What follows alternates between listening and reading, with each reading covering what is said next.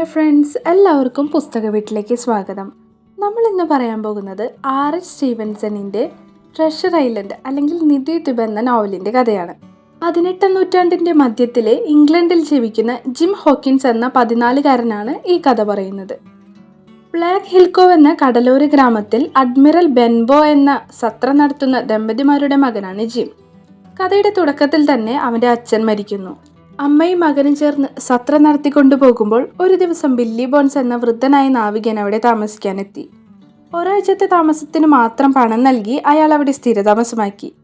മദ്യപാനിയായ bones ആരെയോ പേടിച്ച് ഒളിച്ചു കഴിയുകയാണെന്ന് ജിം കണ്ടെത്തുന്നുണ്ട്. ഒറ്റക്കാലനായിട്ടുള്ള ഒരുവൻ തന്നെ തേടിയെത്തുമെന്ന് അയാൾ ഭയന്നിരുന്നു. ഏതാനും മാസം കഴിഞ്ഞ് ബ്ലാക്ക് ഡോഗ് എന്ന നിഗൂഢനായ നാവികൻ ബോൺസിനെ കാണാനെത്തി. അടിപിടിയിലാണ് ആ ഒരു സന്ദർശനം കലാശിക്കുന്നത്. അതേ തുടർന്ന് ബോൺസിന് പക്ഷാഘാതം ഉണ്ടാവുന്നു. ജിം അയാളെ ശുശ്രൂഷിച്ചു.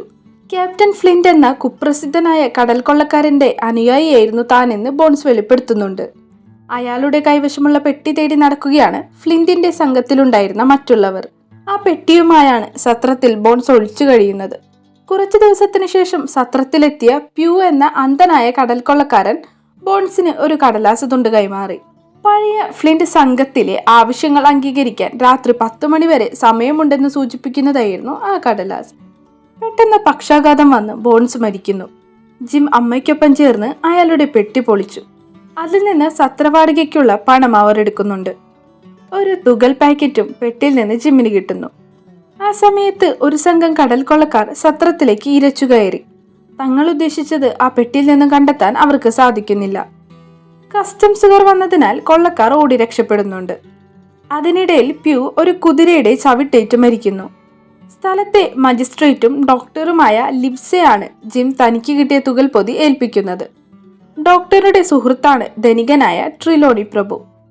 കടൽ കൊള്ളകളിലൂടെ താൻ സമ്പാദിച്ച ധനമത്രയും ക്യാപ്റ്റൻ ഫ്ലിന്റ് ഒളിപ്പിച്ചു വെച്ചിരിക്കുന്ന രഹസ്യദ്വീപിന്റെ ഭൂപടമായിരുന്നു ആ പൊതിയിലുണ്ടായിരുന്നത്.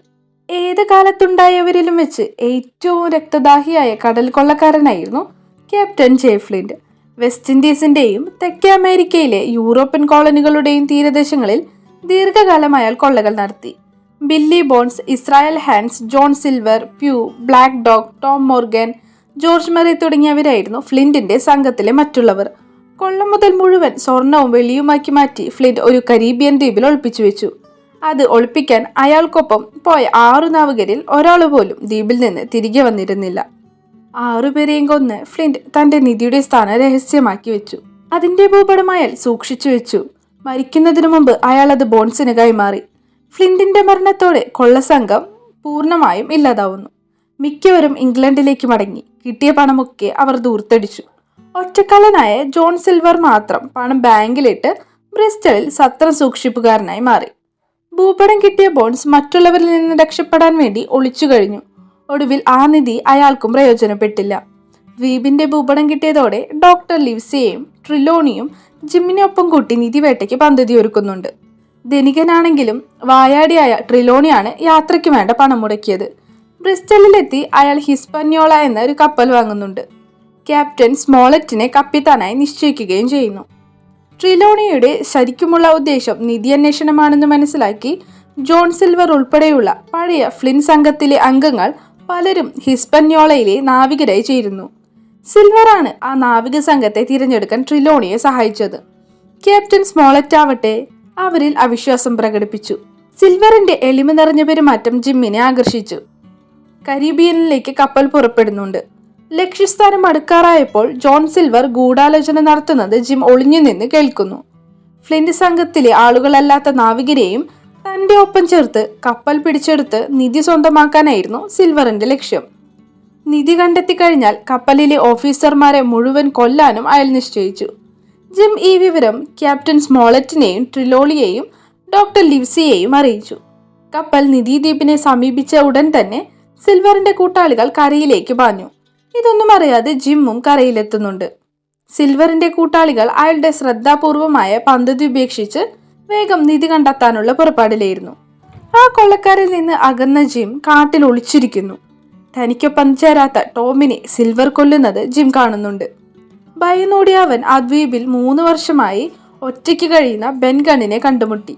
ഫ്ലിൻ സംഘത്തിലെ അംഗമായിരുന്നു അയാളും. ബെൻഗണും ജിമ്മും പിന്നീട് സുഹൃത്തുക്കളാവുന്നുണ്ട്. കപ്പലിലെ ബാക്കി കൊള്ളക്കാരെ തോൽപ്പിച്ച് ട്രിലോണിയും സംഘവും ദ്വീപിലെത്തി ജിമ്മിനെ കാണുന്നുണ്ട്. ദ്വീപിലെ കൊള്ളക്കാർ സിൽവറിന്റെ നേതൃത്വത്തിൽ അവരെ ആക്രമിച്ചെങ്കിലും അത് ഫലിക്കുന്നില്ല. രാത്രിയിൽ ബെൻഗണിന്റെ കൊച്ചുവള്ളത്തിൽ കപ്പലിന്റെ അടുത്തെത്തി ജിം അതിന്റെ നങ്കൂരക്കയർ മുറിച്ചുവിടുന്നു. കടൽ കൊള്ളക്കാർ കപ്പലിലെത്താതിരിക്കാൻ വേണ്ടിയായിരുന്നു അത്. പകൽവെട്ടത്തിൽ അവൻ കപ്പലിൽ കയറി. അവിടെ ആകെ 2 കൊള്ളക്കാരെ ഉണ്ടായിരുന്നുള്ളൂ. ഒരാൾ മരിച്ചിരുന്നു. മദ്യലഹരിയിൽ അയാളെ കൊന്ന അപരനും മുറിവേറ്റ് അവശനായിരുന്നു. ഇസ്രായേൽ ഹാൻസ് എന്നായിരുന്നു അയാളുടെ പേര്. ചികിത്സ നൽകാൻ സഹായിച്ചാൽ പകരമായി കപ്പലിനെ സുരക്ഷിതമായി തീരത്തേക്കടുപ്പിക്കാൻ സഹായം ചെയ്തു കൊടുക്കാമെന്ന് ഹാൻസ് ജിമ്മിനോട് വാഗ്ദാനം ചെയ്തു. എന്നാൽ കരയ്ക്കടുത്തപ്പോൾ ജിമ്മിനെ കൊല്ലാനാണ് അയാൾ ശ്രമിക്കുന്നത്. ജിമ്മിന്റെ വെടിയേറ്റ് ഹാൻസ് മരിക്കുന്നു. സുരക്ഷിതമായി കപ്പൽ കരയ്ക്കടുപ്പിച്ച് ദ്വീപിലെ ഒളിത്താവളത്തിലേക്ക് നീങ്ങിയ ജിം അവിടെ കടൽ കൊള്ളക്കാരുടെ പിടിയിലായത് മനസ്സിലാക്കുന്നുണ്ടായിരുന്നില്ല. ജോൺ സിൽവർ അവനെ ബന്ദിയാക്കുന്നു. അവനെ കൊല്ലാൻ മറ്റു കടൽ കൊള്ളക്കാർ ആവശ്യപ്പെടുന്നുണ്ടെങ്കിലും സിൽവർ അതിന് തയ്യാറാവുന്നില്ല. കടൽ കൊള്ളക്കാർ 2 വിഭാഗമായി തിരിഞ്ഞ് പരസ്പരം എതിരാടാൻ തുടങ്ങുകയാണ്. സിൽവറിനെ മറ്റുള്ളവർ നേതൃസ്ഥാനത്ത് നിന്ന് പുറത്താക്കുന്നുണ്ട്. കൊള്ളക്കാർ നിധിയുടെ സ്ഥാനം കണ്ടെത്തിയെങ്കിലും അവിടം ശൂന്യമായിരുന്നു. 3 വർഷമായി ദ്വീപിൽ കഴിയുന്ന ബെൻഗൺ നേരത്തെ തന്നെ അത് നീക്കം ചെയ്ത് ഒളിപ്പിച്ചിരുന്നു. ഇതോടെ കൊള്ളക്കാർ സിൽവറിനും ജിമ്മിനും ലിവ്സേക്കും ഗണ്ണിനുമെതിരെ തിരിയുന്നു. ശക്തമായ ആക്രമണമാണ് തുടർന്ന് നടക്കുന്നത്. ബുദ്ധിശാലിയായിട്ടുള്ള സിൽവർ ഡോക്ടർ ലിവ്സേക്ക് മുന്നിൽ കീഴടങ്ങുന്നുണ്ട്. കടൽ കൊള്ളക്കാർ പരാജയപ്പെടുന്നതോടെ അവർ നിധി വീതിച്ചെടുക്കുന്നു. 7 ലക്ഷം പൗണ്ട് വില വരുന്ന സ്വർണവും വെള്ളിയും ആയുധങ്ങളുമായിരുന്നു നിധിയിലുണ്ടായിരുന്നത്. തന്റെ പങ്കുമായി സിൽവർ രക്ഷപ്പെടുന്നു. പിന്നീട് അയാൾ ഒരു കറുത്ത വർഗ്ഗക്കാരിയുമൊത്ത് ജീവിതം ആരംഭിക്കുന്നു. ബെൻഗൺ കിട്ടിയ പണം ദൂർത്തടിച്ച് തീർക്കുന്നു.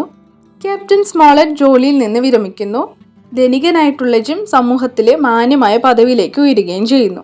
പുറത്തിറങ്ങിയ സമയത്ത് വലിയ സ്വീകാര്യത ലഭിക്കാതിരുന്ന ഒരു നോവലാണ് നിധി ദ്വീപ് അല്ലെങ്കിൽ ട്രഷർ ഐലൻഡ് എന്ന് പറയുന്ന ഈ പുസ്തകം. പക്ഷെ പിന്നീടാണ് സാഹസികമായിട്ടുള്ള യാത്രകളെക്കുറിച്ച് പറയുന്ന പുസ്തകങ്ങളിൽ തന്നെ ഏറ്റവും പ്രധാനപ്പെട്ട ഒരു പുസ്തകമായി ഈ നോവൽ മാറുന്നത്. അപ്പോൾ നിങ്ങൾക്ക് ഈ ഒരു പുസ്തകം ഇഷ്ടപ്പെട്ടെങ്കിൽ തീർച്ചയായിട്ടും നിങ്ങൾ നിങ്ങളുടെ അഭിപ്രായം പറയുക. എന്തുകൊണ്ടാണ് നിങ്ങൾക്ക് ഈ പുസ്തകം ഇഷ്ടപ്പെട്ടത്? അല്ലെങ്കിൽ ഇനി വായിച്ചിട്ടില്ലാത്തവരാണെങ്കിൽ തീർച്ചയായിട്ടും നിങ്ങളൊന്ന് വായിച്ചു നോക്കാം. ഇങ്ങനെ സാഹസിക കഥകൾ ഇഷ്ടപ്പെടുന്നവർക്ക് തീർച്ചയായും ഇഷ്ടപ്പെടുന്ന ഒരു പുസ്തകം തന്നെയാണ്. അപ്പോൾ അടുത്ത വീഡിയോയുമായിട്ട് ഉടനെ തന്നെ വരുന്നതായിരിക്കും.